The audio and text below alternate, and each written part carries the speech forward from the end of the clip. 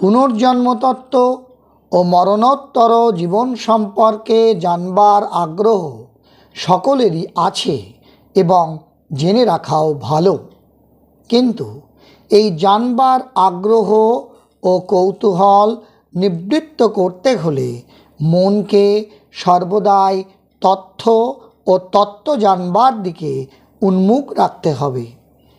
পাতঞ্জল দর্শনে আছে যে পূর্ব জীবনের উপর মন স্থির করলে মানুষ অসংখ্য জীবনের কাহিনী জানতে পারে। যেমন ভগবান বুদ্ধ তার অসংখ্য জীবনের ঘটনাসমূহ জানতে পেরেছিলেন, আর বৌদ্ধ জাতকই তার সাক্ষ্য বহন করে। একথা সত্য যে সংসারের দুঃখ কষ্ট ও জ্বালা যন্ত্রণায় অস্থির হয়ে মানুষ শান্তিময় জীবন লাভের আশায় পরলোকের দিকে তাকিয়ে থাকে।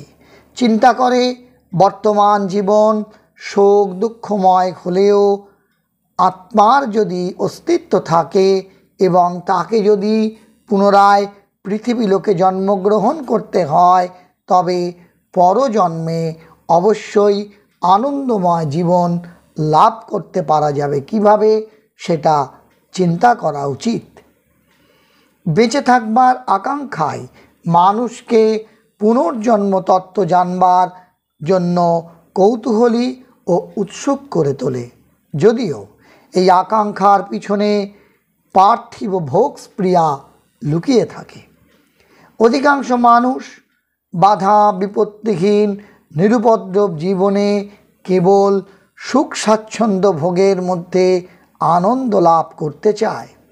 অথচ সেই আনন্দ যে শাশ্বত নয়, ক্ষণিক, এই কথা বিবেক বুদ্ধির অভাবে সে বুঝতে পারে না, এবং বুঝতে পারে না বলেই সে অমর জীবন কামনা করে ঐহিক সুখ ভোগ করবার জন্য।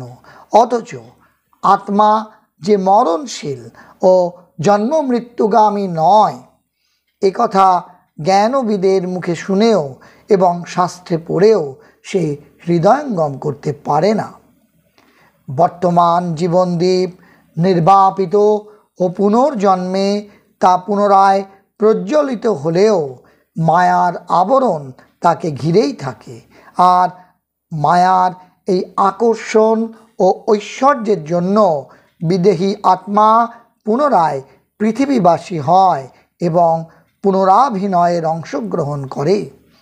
কিন্তু তা হলেও তার দুঃখ কষ্টের অবসান হয় না, এবং এই অবসান হয় না বলেই জন্ম মৃত্যু চক্রের গতি তার কোনো দিন বন্ধ হয় না, বরং অবিশ্রান্তভাবে চলতেই থাকে। মানুষের আত্মা সত্যকারভাবে যে জন্ম মৃত্যুহীন শাশ্বত, সেই বিষয়ে আমাদের ভ্রম বা অজ্ঞান নাশ না হওয়া পর্যন্ত আত্মাকে জন্ম মৃত্যুর চক্রপথে ঘোরাফেরা করতেই হবে। তবে আমরা যাকে জন্ম মরণশীল বিদেহী আত্মা বলি, ভারতীয় দর্শনে তাকে সূক্ষ্মদেহ, আর পাশ্চাত্য সাহিত্য ও দর্শনে তাকে সাইকি বা সোল বলা হয়। সূক্ষ্মদেহ বা সাইকির স্বরূপ 17টি অবয়বের সমষ্টি। কি কি 17টি অবয়ব? 5টি জ্ঞানেন্দ্রিয়, 5টি কর্মেন্দ্রিয়, 5টি প্রাণ এবং মন ও বুদ্ধি।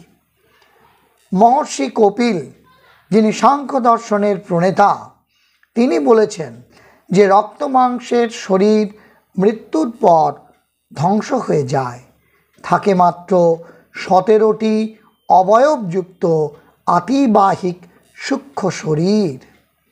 এই সূক্ষ্ম শরীরযুক্ত জীবাত্মাই পরলোকগামী হয়। কিন্তু সূক্ষ্ম শরীরের অধিষ্ঠানরূপী আত্মচৈতন্যের কোনো যাতায়াত ও বিকার নেই।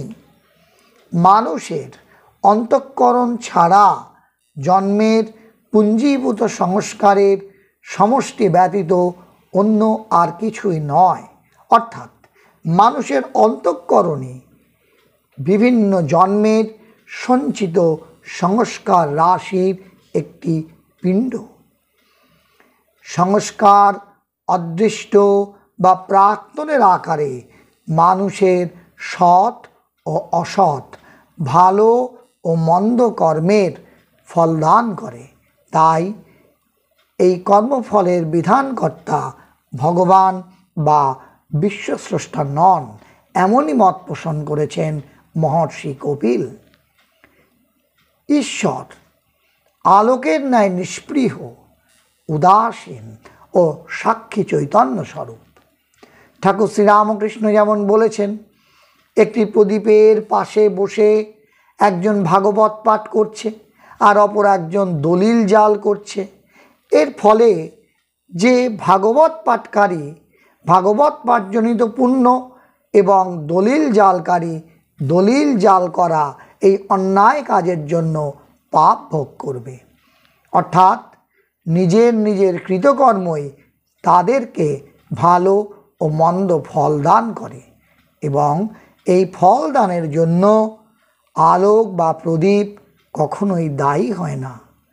সুতরাং ঈশ্বর সাক্ষী মাত্র, তিনি মানুষকে বা কোনো প্রাণীকে কখনো ভালো বা মন্দ ফল প্রদান করেন না।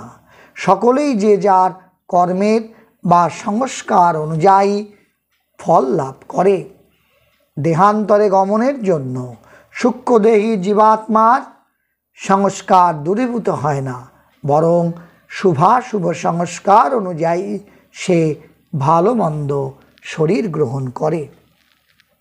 তাহলে বন্ধুরা, আজকের আলোচনায় আমরা জানতে পারলাম যে মৃত্যুর পর যার পুনর্জন্ম হয় সে কিন্তু জীবাত্মা, এবং এই পুনর্জন্মের জন্য ঈশ্বর বা পরম পিতা কখনোই দায়ী নয়, বরং দায়ী সেই জীবাত্মা নিজেই। আজকের এই আলোচনা যদি আপনার ভালো লেগে থাকে তবে অবশ্যই আপনার পরিচিত জনেদের মধ্যে শেয়ার করে দিন, সঙ্গে লাইক করুন ও কমেন্ট বক্সে আপনার সুচিন্তিত মতামত লিখে জানান। সঙ্গে অবশ্যই আমাদের এই চ্যানেলটিকে সাবস্ক্রাইব করে আমাদের পাশে থাকুন। সকলে খুব ভালো থাকুন, সুস্থ থাকুন, আনন্দে থাকুন। ধন্যবাদ।